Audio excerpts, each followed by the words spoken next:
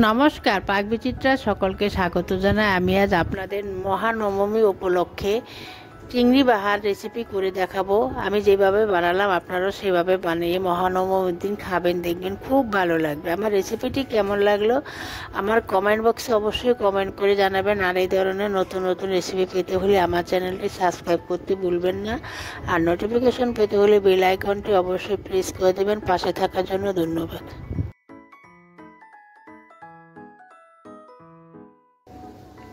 আজ আমি আপনাদের আরেকটি নতুন রেসিপি করে দেখাবো চিংড়ি বাহার। তার জন্য এখানে আমি 200 গ্রাম চিংড়ি মাছ নিয়েছি। মাছটা দেখুন খোসা ছাড়িয়ে নিয়েছি, লেজের দিকে খোসা রেখে মাছটা খোসা ছাড়িয়ে পিঠে যে একটা কানা সুতোর মতো রাখে সেইটা আমি কাঁটা চামচের সাহায্যে বের করে নিয়েছি, ভালো করে ধুয়ে নিয়েছি। চিংড়ি বাহার রান্না করার জন্য কি কি উপকরণ লাগবে সেগুলি আমি একবার দেখিয়ে দিচ্ছি। এখানে 1 টেবিল চামচ পোস্ত পেস্ট নিয়েছি, নুন নিয়েছি পরিমাণ মতো, আদা পেস্ট নিয়েছি 4 চামচের 1 চামচ, একটা মিডিয়াম সাইজের টমেটো আমি পিউরি করে নিয়েছি, হলুদ গুঁড়ো নিয়েছি 4 চামচের 1/2 চামচ, লঙ্কা পেস্ট নিয়েছি 4 চামচের 1 চামচ কাঁচা লঙ্কা পেস্ট, নারকেল নিয়েছি 1 টেবিল চামচ কোরানো নারকেল, কালারের জন্য কাশ্মীরি লঙ্কার গুঁড়ো 4 চামচের 1/2 চামচ, সম্পূর্ণ অপশনাল, আপনারা চাইলে দিতেও পারেন নাও পারেন। পেঁয়াজ পেস্ট নিয়েছি, একটা মিডিয়াম সাইজের পেঁয়াজ আমি পেস্ট করে নিয়েছি, রসুন পেস্ট নিয়েছি 4 চামচের 1 চামচ, ধনে গুঁড়ো নিয়েছি 4 চামচের 1/2 চামচ। ফোড়নের জন্য নিয়েছি 3টা ছোট এলাচ আমি মুখটা ফাটিয়ে নিয়েছি, 2টো লবঙ্গ নিয়েছি, জয়িত্রী নিয়েছি কিছু অল্প পরিমাণে, 2 টুকরো দারচিনি নিয়েছি, একটা তেজপাতা নিয়েছি, আর নিয়েছি গরম মশলা গুঁড়ো। এখন মাছে আমি নুন হলুদ মাখিয়ে নিচ্ছি। 4 চামচের 4 ভাগের 1 ভাগ আমি নুন দিয়ে দিয়েছি। যেহেতু আমার মাছের পরিমাণটা একটু কম, আমি 200 গ্রাম নিয়েছি, তার জন্য নুনটা একটু কমই লাগবে। 4 চামচের 4 ভাগের 1 ভাগ হলুদ গুঁড়ো দিয়ে দিচ্ছি। আপনারা যে কোনো সাইজের মাছ দিয়ে করতে পারেন এবং পরিমাণটা বাড়িয়ে ও কমিয়ে নিতে পারেন। এখন ভালো করে আমি মাছটা নুন হলুদ মাখিয়ে নিচ্ছি। দেখুন রান্নাটা আমি সর্ষের তেলে করব। একটা নন স্টিক কড়াইতে আমি সর্ষের তেল দিয়ে মাছ ভাজার জন্য গরম করে নিয়েছি তেলটা। এখন আমি মাছগুলো এক এক করে দিয়ে ভেজে নেব।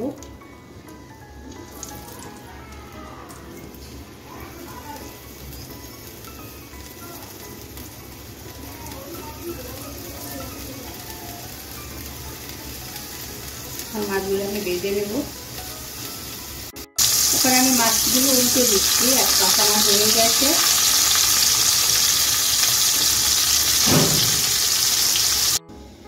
দেখুন আমি মাছগুলো ভেজে নিয়েছি একটু লাল করে। দেখুন মাছ ভাজার তেলে আমি রান্নাটা করব। মাছ ভাজার তেলে আমি আর একটু তেল অ্যাড করে নিয়েছি। এখন ফোড়ন দিয়ে দিচ্ছি। ফোড়নটাকে 5 সেকেন্ডের মতো ভেজে নিচ্ছি। দেখুন আমার ফোড়নটা ভাজা হয়ে গেছে। এখন আমি পেঁয়াজ পেস্টটা দিয়ে দিচ্ছি।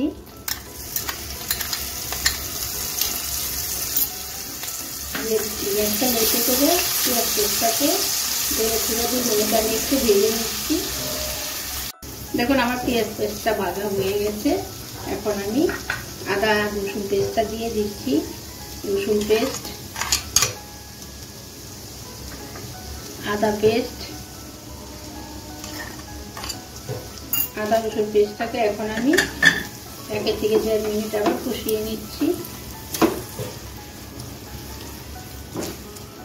দেখুন আদা রসুন পেস্টটাকে আমি কষিয়ে নিয়েছি। এখন কাঁচা লঙ্কা পেস্ট দিয়ে দিচ্ছি। দিয়ে আদা রসুন পেঁয়াজ পেস্টের সঙ্গে ভালো করে কাঁচা লঙ্কাটাকে মিশিয়ে নিচ্ছি। টমেটো পিউরি দিয়ে দিচ্ছি। হলুদ গুঁড়ো দিয়ে দিচ্ছি। কালারের জন্য কাশ্মীরি লঙ্কার গুঁড়ো দিয়ে দিচ্ছি।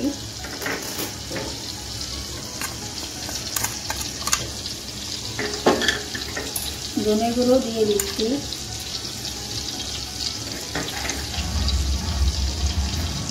4 চামচে 1/2 চামচ নুন দিয়ে দিচ্ছি। এখন এই সব কিছু আমি একসঙ্গে মিশিয়ে 5 থেকে 6 মিনিট ভালো করে কষিয়ে নেব। গ্যাসটা আমি লো টু মিডিয়ামে রেখেছি। আমার মশলা কষানো হয়ে গেছে। দেখুন আমার মশলা থেকে তেল রিলিজ হতে শুরু করেছে। এখন আমি নারকেল কোড়া পোস্ট পেস্ট দিয়ে দিচ্ছি, দিয়ে 1 মিনিটের মতো আবার কষিয়ে নিচ্ছি।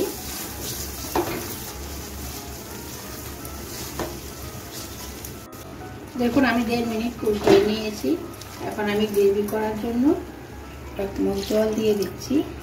গ্রেভির সঙ্গে মশলাটা ভালো করে মিশিয়ে নিচ্ছি। গ্রেভিটা ফুটে উঠতে দিব। এখন গ্যাসটা হাইতে করে দিয়েছি। দেখুন আমার গ্রেভিটা ফুটে উঠেছে। এখন আমি মাছগুলো দিয়ে দিচ্ছি।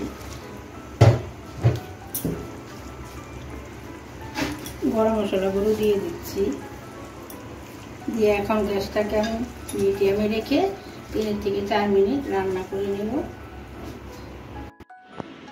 দেখুন আমার চিংড়ি বাহার তৈরি হয়ে গেছে। আমি যেভাবে বানালাম আপনারা সেভাবে বানিয়ে ঘরেও খেতে পারেন অথবা যে কোনো অনুষ্ঠানও বানিয়ে খেতে পারেন।